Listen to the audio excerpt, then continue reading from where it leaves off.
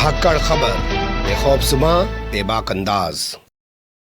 धाकड़ समाचार के न्यूज़ से मैं आपके साथ हूं अकरम रईस खान। इस बलात्कार के लिए, इस रेप के लिए, इस दुष्कर्म के लिए, इस वारदात के लिए तुम खुद जिम्मेदार हो और हम इस आधार पर अब आरोपी को जमानत दे रहे हैं। ये मेरे शब्द नहीं है, ये इलाहाबाद हाई कोर्ट के एक माननीय न्यायाधीश के शब्द हैं और ये कहते हुए उन्होंने पीड़िता को जिम्मेदार ठहरा दिया और आरोपी को जमानत दे दी। जिसके बाद लोग तरह तरह की बातें सोशल मीडिया पर कर रहे हैं और लोग कह रहे हैं कि क्या अब जो पीड़िता है उसको इंसाफ पाना और मुश्किल हो जाएगा, क्योंकि हम जानते हैं कि हाई कोर्ट और सुप्रीम कोर्ट के जो फैसले होते हैं वो नजीर यानी कि उदाहरण बन जाते हैं। कैसे इस पूरे घटनाक्रम को देखा और समझा जा सकता है और क्या है ये पूरा मामला, हर पहलू से आपको कराऊंगा रूबरू। लेकिन मुझे लगता है पहले कुछ इतिहास के पन्नों को उलट लेते हैं, क्योंकि इलाहाबाद हाई कोर्ट से जुड़े हुए और भी कई ऐसे मामले विवादों का शिकार रह चुके हैं या विवादों में रह चुके हैं या चर्चा का कारण बन चुके हैं। जैसे अब ये खबर देखना शुरू कर दीजिए। 17 मार्च का जजमेंट बताया जाता है, ज्यादा पुराना नहीं है, पिछले महीने की बात कर रहा है, अभी तो अप्रैल का महीना चल रहा है जी। जस्टिस यहां पर हैं राम मनोहर नारायण मिश्रा, बड़ा लंबा चौड़ा नाम है।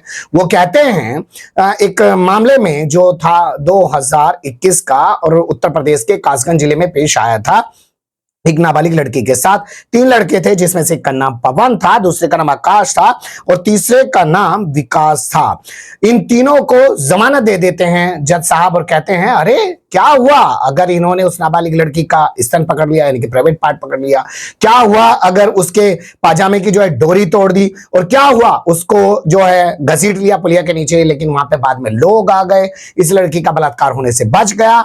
तो ये लड़की बलात्कार का शिकार नहीं हुई, तो बलात्कार की नियत से उसके पाजामे की डोरी नहीं तोड़ी गई थी, उसके प्राइवेट पार्ट को नहीं छुआ गया था। ये मामला तो मारपीट का था, झगड़े का था, फसाद का था।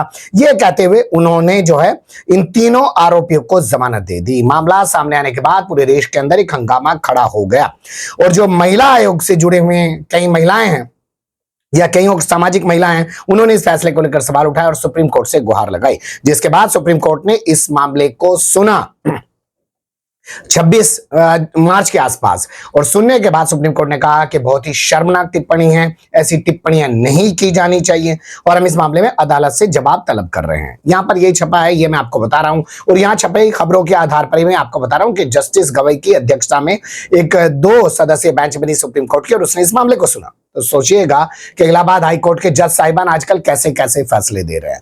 बलात्कार का क्या पूरा कल को वीडियो मांगने लग जाएंगे?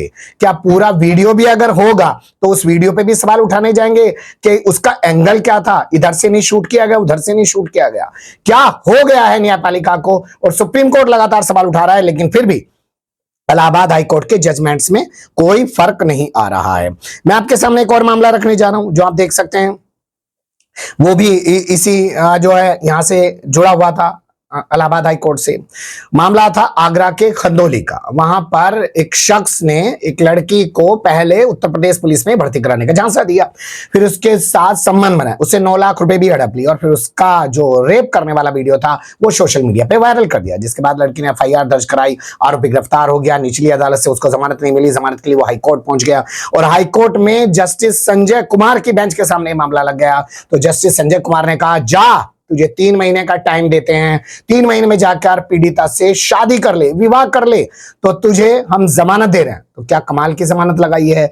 अब बलात्कारी अगर ये कह देगा बलात्कार करने के बाद कि मैं पीड़िता से शादी कर लूंगा, विवाह कर लूंगा, तो जज महोदय कह देंगे जा, तुझे जमानत दी जाती है, जा, तू आजाद हो गया है। तो ये मामला भी यहां सुर्खियों में रह चुका है, ये भी पिछले महीने का मामला है। अब बात कर लेते हैं उस मामले की जिसको लेकर आज हमने पूरी खबर बनाई है, जिसमें हमने आपको बताया कि जज महोदय कह रहे हैं कि बलात्कार के लिए तू ही जिम्मेदार है, तुझे ही असल जिम्मेदार ठहराया जा रहा है और इसी कारण आरोपी को जमानत दी जा रही है। मामला क्या है पहले वो जान लीजिए, फिर आपको जज साहब के बारे में बताऊंगा।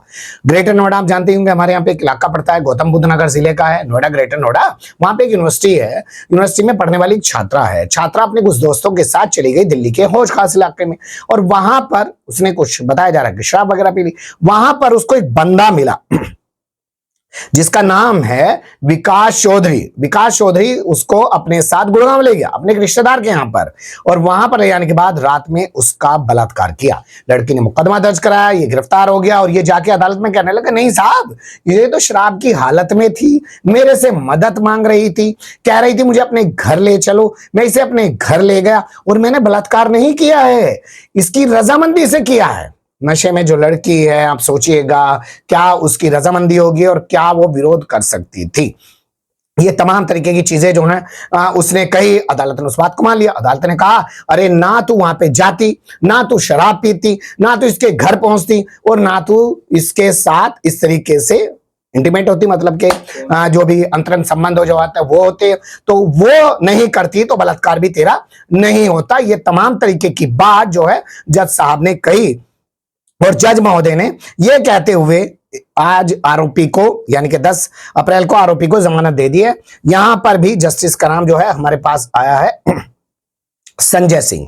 तो संजय कुमार सिंह ने यह जमानत दे दी है। अब इस फैसले के बाद किस तरीके के सवाल उठेंगे, क्या होगा, हम कुछ नहीं जानते हैं। लेकिन आजकल इलाहाबाद हाई कोर्ट बलात्कार से जुड़े मामलों में कुछ यूनिक फैसले दे रहा है जी। भाई आजकल उत्तर प्रदेश से तो हर चीज यूनिक ही हो रही जी, तो अदालतें क्यों पीछे रहे हैं। वैसे आपको बता दें, भ्रष्टाचार का आरोप जिन जस्टिस महोदय पे लगा है उनका नाम है यशवंत वर्मा।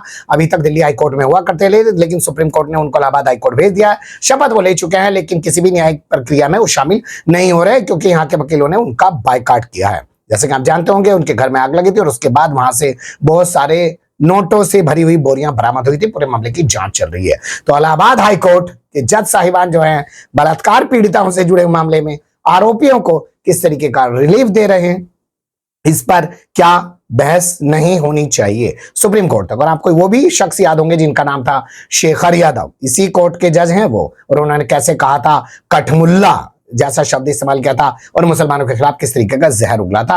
लेकिन सुप्रीम कोर्ट ने एक मामूली सी फटकार लगाकर उनको उनके पद पर बने रहने दिया। कार्रवाई इन मामलों में भी सुप्रीम कोर्ट ने नहीं की है। बेहतर होगा कि सुप्रीम कोर्ट ऐसे मामलों में ऐसे जजों के खिलाफ कार्रवाई करे। महिला अपराधों से जुड़े हुए मामलों में जिस तरीके से ये हल्कापन दिखा रहे हैं और टीका टिप्पणियां कर रहे हैं, ये तू जिम्मेदार है।